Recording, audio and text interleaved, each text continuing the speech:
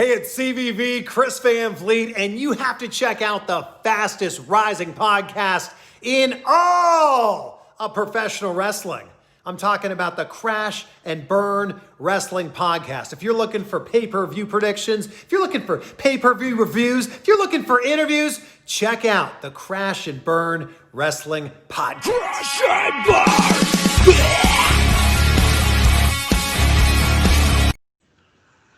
Hello, everybody. Welcome back to another episode of the Crash and Burn Wrestling Podcast. Tonight, we will be talking about Vengeance Night of Champions 2007, as requested by Mr. Wyatt here.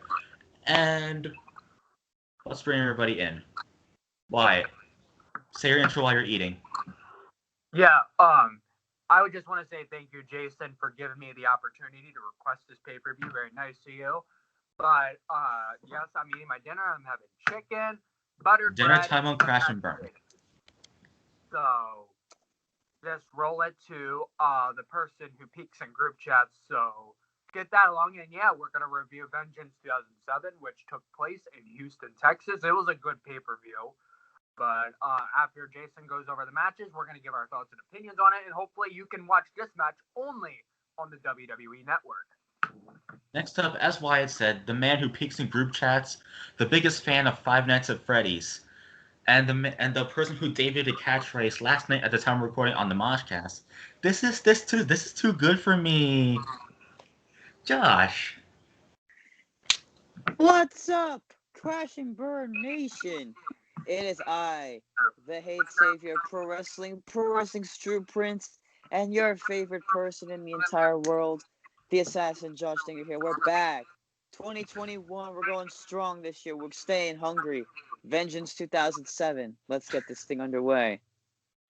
And like I pointed out, Josh actually debuted a new catchphrase on the loudest podcast in all music, the Moshcast. Yeah, just came out of nowhere. It's just too good for me. Yes, we reviewed Fozzy, the Judas album, which was actually a good episode. Go check it out, by the way. He debuted a new catchphrase. Yes. Like after we listened to a song and giving our thoughts on it, Josh's takes on the song. This is too good for me. It just came out of nowhere because I really didn't know what to say. So I'm like, hey, and me okay. and that heavy metal joker Julian Purnell just laughed it off. Yeah, I can make you laugh. So, if you were entertained by that in the comments, thank you. I appreciate it. No wonder I love to jokingly joke around with you.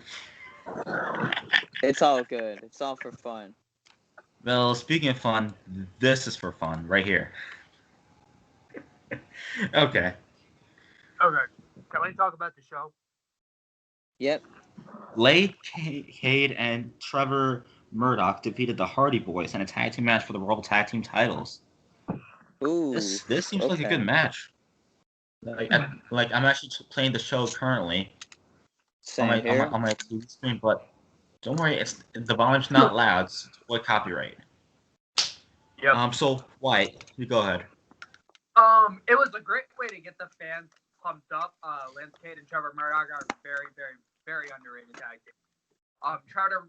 Lance Cade is a dude who's no longer here, whose departure from Earth 10 years ago. Rest in peace. We dearly miss you. And Trevor Murdoch had a messed up eye on one of his sides, and he had a normal eye. And Trevor Murdoch was a pretty good rising star in NWA.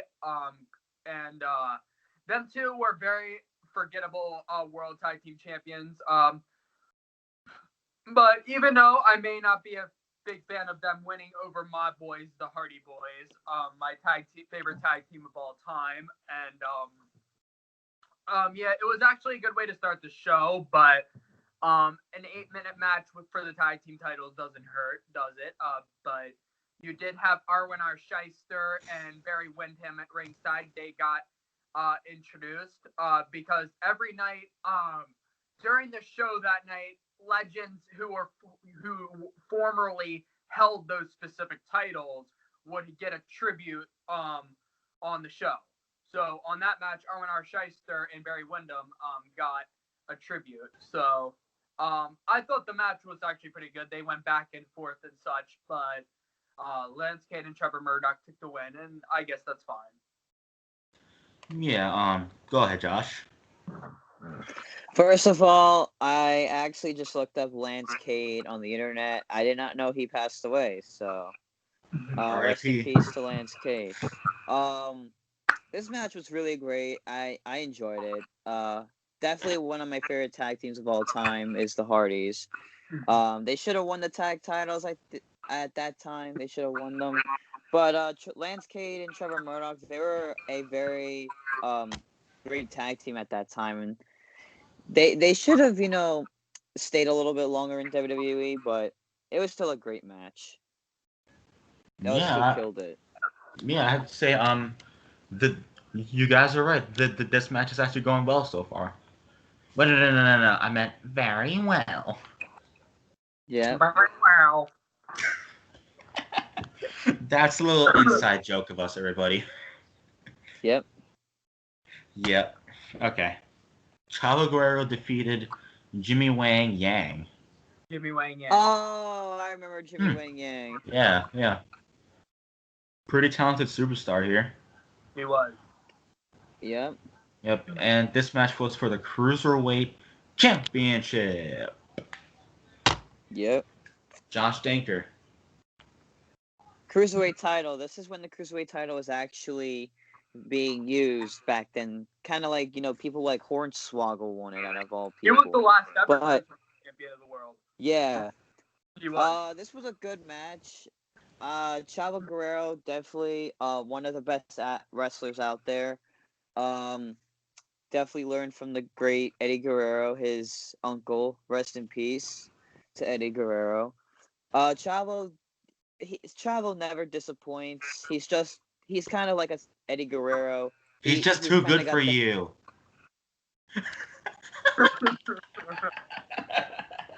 No, he's not. But it was still a good match. Jimmy Wang Yang, as much of a fucking jobber he was, his character is so damn funny. Comes out to like this freaking redneck music. I thought it was a good match, but Chavo never disappoints. His theme song was smooth, but it was good. Yeah. Yeah. Wyatt. I really thought the match they actually killed it. Jimmy Wang Yang, he likes to fly. Jimmy Wang Yang has a great character. He's this small cowboy, who's a great high flyer. He would be great to have in the cruiserweight division in today's product. But Chavo is in a legendary family. Chavo's family and legacy have held multiple championships, like Chavo's grandfather, Gory Guerrero, and Chavo's father, Chavo Guerrero Sr. And I do like Chavo's finisher, not the frog splash, but the Gory Bomb. I think that's a really sick finisher that Chavo did. And back to Jimmy Wang Yang, very forgettable dude, but he did have some great high flying skills. I'm going to tell you that. When they flew all over the ring and such, I thought that was actually pretty cool to watch. Definitely a great way to have a second match. The Cruiserweights always having the second match of the show is something to get used to. But good win that Chavo took the win, because I never saw Jimmy Wang Yang hold the title in the first place. But good that Chavo won. Keep the Guerrero legacy going. Exactly. The Guerrero legacy lives on. Yep. Yep. To me, Chavo Guerrero never disappoints me. So yeah, he killed it in this match and retained the title. Yep. All right. Johnny Nitro defeated the best in the world,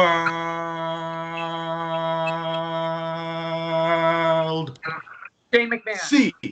CM Punk. Wait, Chavo Guerrero defeated Shane McMahon? I mean, not Chavo Guerrero. Johnny Nitro. Defeated CM Punk for the vacant ECW World Title. Yeah. Yep. Mr. Wyatt. Josh Josh had his turn on the last match, right? Mm-hmm. Okay. Johnny Nitro is currently known as John Morrison. If you didn't know, John Morrison and Melina shared a theme song at the time. So, I guess that's whatever. CM Punk, I really thought the match, them two actually went back and forth to charisma that both men had at the time. Morrison only lasted a week on ECW before he held the title, if you didn't know that. And CM Punk's original opponent was, I'm going to say his name, Chris Benoit. Ever since the incident happened with him, John Morrison actually took his spot and won the match. But I do think John Morrison's a great high flyer. He's very technical. I do like his finisher to start. I love how Punk performs the Insaguri. And I do like how Morrison performs the Starship Pain as well. And definitely how Morrison turned that neck breaker and pinned Punk in the match. That was a great way to have to finish, as Morrison tried to aim like the dirty pin and whatever. But yeah, that's cool. That's good. ECW was a brand at the time, and you had Joey Styles and Taz on commentary on the match. Since Jason's a Team Taz fan, if you didn't recognize that. In But AEW, yep. I really actually thought the match was very decent, solid.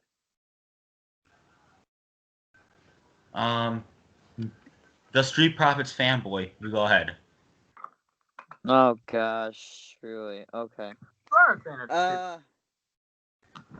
Yeah, this is when actually ECW wasn't original. It wasn't really like extreme wrestling. It was more like WWE Too good for you. garbage. Yeah, but I mean, from what Wyatt said, Chris Benoit was supposed to fight whatever his name was, CM Punk. But Johnny Nitro, better known as John Morrison, I felt like he had a short reign as champion because he actually held that title once. But it was a good match. When WWE took over the ECW brand, I felt like it wasn't really the same. It wasn't really the same as the original ECW was, but it was still a good contest. And shout out to Taz for being on commentary. Who's currently the leader of one of my favorite stables in AEW, Team Taz. Yeah. I thought Team Taz was your favorite stable because you talk about them all the time. Well, one of them, Okay. Ezekiel. Ezekiel Jackson. Also. Yeah. Fun fact, Ezekiel Jackson. Good match. What is that fun fact? Street Profits fanboy. Ezekiel Jackson was the last ECW champion. Yeah. Okay. Well, I must say for this match, I wish CM Punk would have won this match, but it is what it is. They're too good. They're too good for Josh. Oh my god, I am an asshole. Yeah, you've been on this entire call. Thank you. Thank you. Thank you. Santino Marella defeated Umaga by DQ for the IC title. Alright, Street Profits husband, you go ahead. I'm gonna kill myself. Just kidding, I'm not. Don't say that on this call. Come on. No. As William Regal would say it, Umenga. But yeah, long rest in peace, Umaga. Umaga definitely one of the best wrestlers from the Samoan Dynasty. I wish Umaga was still around, man. He put on some good matches. Despite all the problems he had, but he was still one of the greatest wrestlers from the Samoan Dynasty. Santino Marella, I miss him as well. Very funny comedic character. I really don't know what to say. I mean, Santino won by DQ. I mean, that's pretty hilarious. Yeah, this match should have ended in a better way instead of a DQ. I think DQs are a stupid way to end wrestling matches. The match Umenga. Unless it's part of a storyline, I guess. Jason, the match only lasted like 2.5 minutes. It could have been better. Yeah. Go ahead. You had... Woo! He did wrestle that night, but not in this match. But yeah, my opinion on this match, you had Ricky Steamboat have a tribute since he's one of the greatest Intercontinental champions of all time after he had that incredible match against Macho Man Randy Savage, but that's about the topic of this. You did have Umaga beat the shit out of Santino, like pressuring him down to the ring so much. And then after Santino like crawled to the corner, Umaga like kept punching him and punching him and punching him. And then the referee counted the 5, and then that got Santino disqualified. I mean, not Santino. It got what am I saying? Umaga disqualified. And I'm gonna tell you, Umaga was a believable guy. Like that face paint he had on him, Umaga was like definitely one of my biggest fears growing up. But Umaga's like some believable badass guy. But if Umaga was still here today, I would have loved him to see form with Roman Reigns and Jey Uso. I think that would like be very impressive to see. Like Umaga would like dominate the SmackDown roster, but Umaga was definitely a badass in that ring. I loved how he always had the Samoa drop and how he had that thumb and like whacked it at his opponent.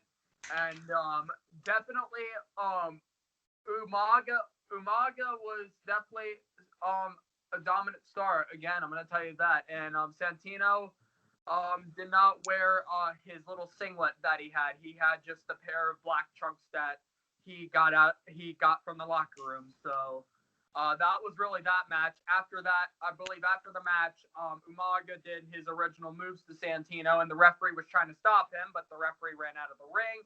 And then when Umaga wanted to hit the thumb onto the face, the fans were like chanting, "One more time! One more time!" And then Umaga didn't do it. So that's the conclusion of my thoughts on this fight. But definitely go check it. Definitely check out this pay-per-view. But I should be saying that till the end, but whatever. Yep. Yeah. MVP defeated Ric Flair for the U.S. title. All right, mister, this is too good for me. You go first. All these nicknames. You've been teasing him this entire time, not gonna lie. It's all jokes, everybody. He's not getting cyberbullied. No. No. Video, please don't report it. Yeah. Don't report it to that stupid bitch who owns YouTube. Susan Wojcicki. Fuck you. Anyways. Ric Flair. I think this is kind of the point where his career was slowing down, but MVP was on top of his game on that year. He MVP put on some great matches, and he now leads the best faction in WWE right now, the Hurt Business. MVP put on a great match. He always knows how to steal the show. Well, he stole the show in his prime time. Now he's barely wrestling, so it was a good match. Yep. Woo! The man with the Ric Flair shirt. You go next. Yes, you do see Ric Flair on the shirt. This is the first time I've actually wore the shirt in like about a year now, so I guess you can say that's weird, but yeah, Ric Flair's career was slowing down. Ric Flair was like 60-something years old at that time. He was still wrestling in that ring, but you did have Magnum TA get honored and get introduced for that fight, since Magnum TA is a former United States champion. MVP approached to him and talked shit to him. MVP was always a great mic talker. MVP is leading her business. MVP's great as a wrestler. He's great as a manager. You name it. MVP's always had a great talking ability at the time, and I did like how the match played off, like how MVP delivers that big boot, and I do like how MVP delivered the big boot to Ric Flair and knocked him out cold outside the ring, and I do like MVP's finisher, the Playmaker, where you put their leg over the opponent's neck, and then you hold their arm, and then you pull them, and Fallen. Yep. And how the match ended, you had the referee with not seeing it. You had MVP poke Ric Flair in the eye, and then MVP shot the Playmaker, and that was 1, 2, 3. And I kind of expected MVP to take this win because I never saw career highlights of Ric Flair holding the United States Championship, like that United States Championship. He might have held WA or something, but it was good that I actually wanted MVP to win that match, so bear with me. But no respect, no offense to Ric Flair, but Ric Flair is a living legend. Woo! Woo! Yeah, so good match. All right, the next one, Deuce and Domino. Oh. With Cherry defeated Jimmy Snuka and Sergeant Slaughter. And that was for the tag team titles. Okay, the person who has their hat off, you go first. Okay. Deuce and Domino, they're a very a tag team where they had black pants and a white shirt. Very forgettable team. Definitely they were a good team at the time on SmackDown. They got to have a match, yes, against Sergeant Slaughter and Jimmy Superfly Snuka. But what was cool about Deuce and Domino, they actually weren't too bad of heels, and they had their manager Cherry. The cool thing about Cherry was she was this blonde girl who had roller skates on. Yeah. If y'all didn't know, Cherry actually had roller skates when she would go down to the ring. When Deuce and Domino would go prepare for themselves for a match, but yeah, I know ever since Domino got released, they put like Deuce in a bunch of singles competition matches, but off to Slaughter and Snuka. Snuka and Slaughter, I believe, had some good matches at their time. Like Jimmy Snuka jumped 15 feet high off a steel cage at Madison Square Garden. And I always like Sergeant Slaughter's finisher, the Cobra Clutch. I really thought, and I knew the Legends were really slowing down because, they're getting older and such, but they really actually put on a good fight. You had Jimmy Superfly Snuka do a diving crossbody on I think it was Domino. Snuka landed the crossbody, and then Domino rolled over, and then the referee hit the pinfall, and that got them to retain the title. So, it was going to be a very expected retain there because who would see Jimmy Snuka and Sergeant Slaughter hold the tag team titles in 2007? Yeah. All right, Josh. Deuce and Domino, that's a blast from the past. Wow, I remember those two. Yeah, they were a great tag team back then. I really enjoyed watching their matches. Deuce and Domino, they should have deserved a little bit longer, but to fight two legends like Sergeant Slaughter and Jimmy Superfly Snuka, that's just an honor. They should be honored to fight two legends from the past. You always gotta love Sergeant Slaughter, like Wyatt said, his finisher, the Cobra Clutch. It's just amazing. But yeah, definitely a good match. Deuce and Domino retained their titles. And unfortunately, they are now doing better things in other promotions and still continuing to do what they do best. So yeah, it was still a good match. Yeah, this is still a good match either way. Deuce and Domino retained their titles, and they're all doing better things in other promotions. I don't know what they're doing. Well, who knows what they're doing? What's up? Fun fact about Deuce, he's actually, I think, related to... His father is Jimmy Superfly Snuka. Yeah. Okay. Yeah, Deuce is related to Jimmy Snuka. So that might be Tamina's brother. Yes. Wow. Tamina's his sister. Oh, that's cool. Yeah, and I know Snuka's had some fucked up situations in the past, but we're not going to get into that. Yeah. Yeah. And also, rest in peace, Jimmy Snuka. Yep. Yeah, Jimmy Snuka's actually took out in the Hall of Fame. Like, you don't see his picture there. Like, you don't see his profile. Yeah. Anyways, next match. We have Edge defeated Batista by countout. And this was the last chance match for the World Heavyweight title.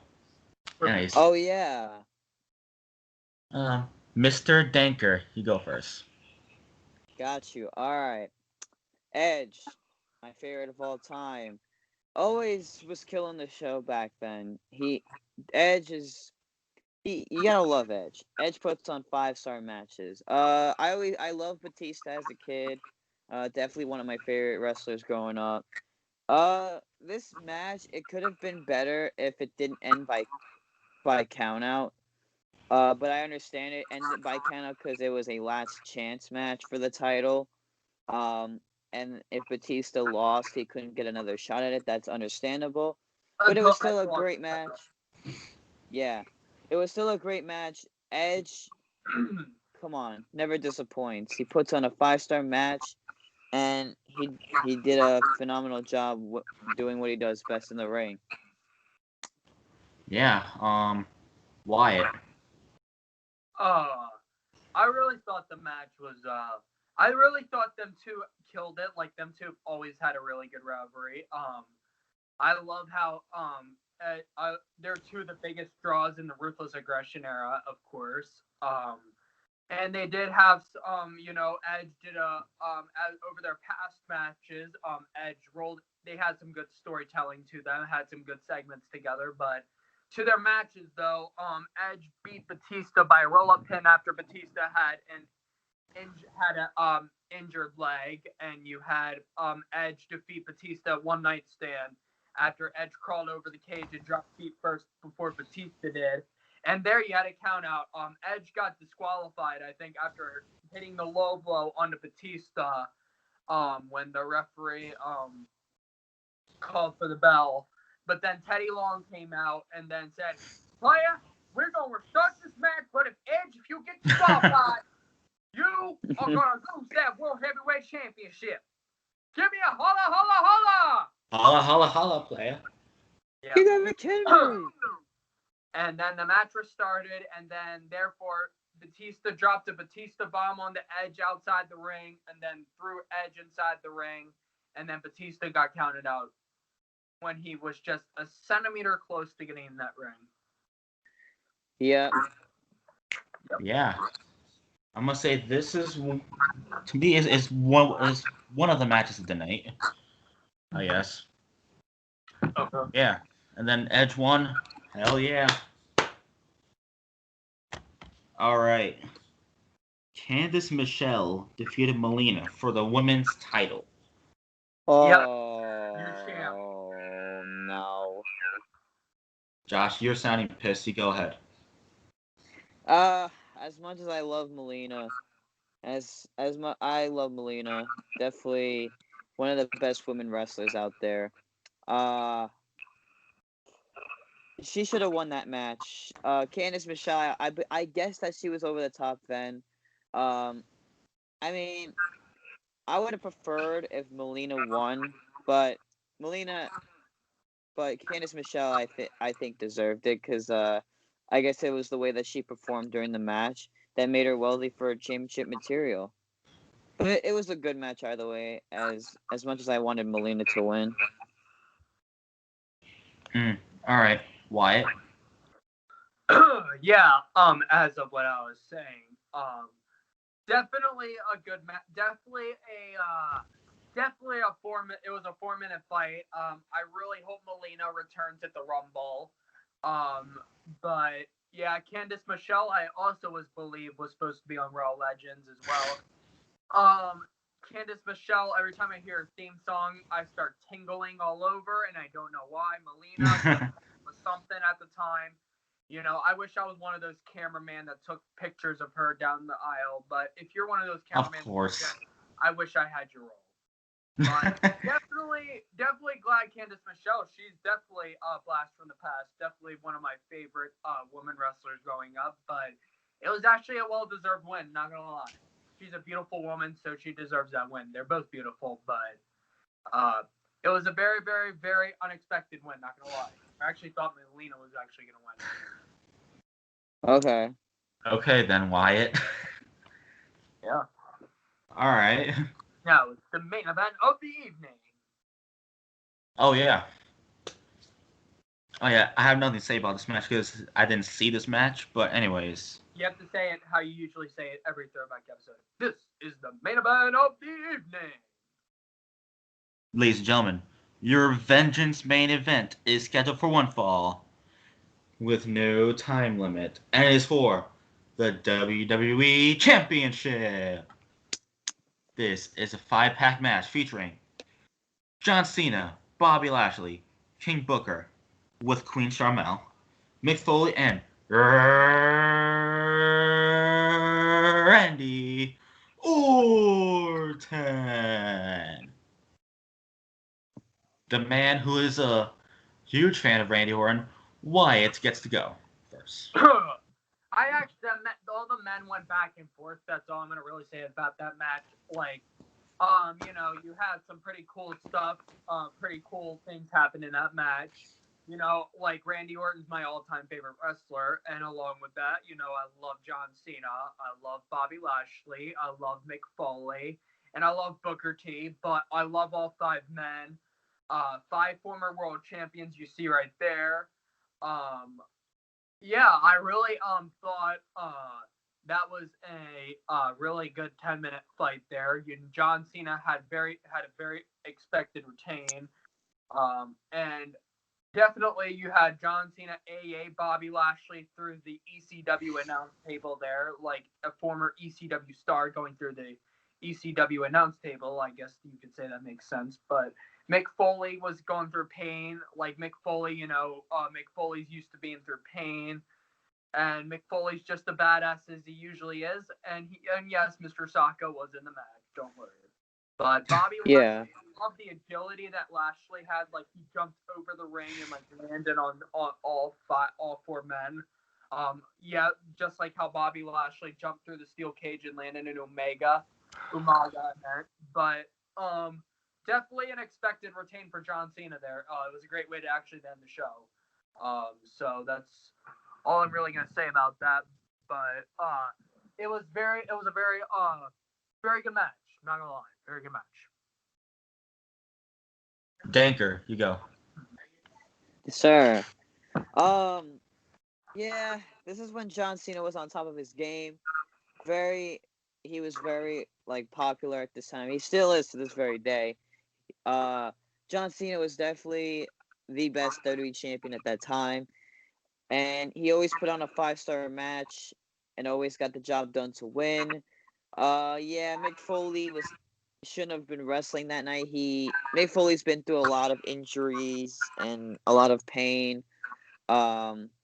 After falling off that cell from the Undertaker from decades ago, but still a great match. John Cena always knows how to dominate and never give up to win. Yeah, this was an explosive way to end the show. I'm gonna say this is also match of the night. Yeah. Everyone killed it. Anyways, now let's get to the rankings of the show as a whole. On a scale of 1 to 10, Josh, how would you rate the show? I'd give it a solid 9 out of 10. It was a good show. Yeah, I agree. 9 out of 10. Even though there were some matches I did not really see, but from my perspective, it was good what it is. Yeah. Wyatt, what is your ranking? Like you guys, I had to give it a 9 out of 10. It wasn't the best pay-per-view, but it was actually a pretty good show. But for the World Heavyweight Championship, you had Harley Race getting honored and getting a tribute during that match, as he was supporting Batista, watching Batista and Edge fight. And yes, rest in peace, Harley Race. We dearly miss you. You're the most. He was one of the most toughest wrestler of all time. I'm going to tell you that. Tough competitor for decades. But yeah, again, it was a 9 out of 10. Very good show. Definitely a show to watch on the WWE Network that you can subscribe for $9.99 a month. You can start your free 30-day trial right now. But that's all I really got to say for this. Again, good show to review. All right, now let's end off the episode. Thanks for watching, and this episode of the fastest rising podcast in all of professional wrestling, the Crash and Burn Wrestling Podcast, where we talked about Vengeance Night of Champions 2007 as requested by Mr. Wyatt here. And I hope you enjoyed me joking around with Josh as we talked about the pay-per-view. And yeah, follow everybody, subscribe to this podcast, subscribe to the loudest podcast in all music, because the goal for 2021 is to gain 100 subscribers by December 31st, 2021. On the Moshcast. Yes. So yeah, subscribe to the fastest rising podcast in pro wrestling and the loudest podcast in all of music. Alrighty. And that's my outro. Josh Danker, go next. Yes, the Assassin would like to thank you guys for watching the fastest rising podcast in all of pro wrestling, the Crash and Burn Wrestling Podcast. Let's give a big shout out to Chris Van Fleet for that awesome intro before the video starts. Shout out to Chris Van Fleet for that little cameo there. Be sure to follow everybody on this episode as we talked about Vengeance 2007.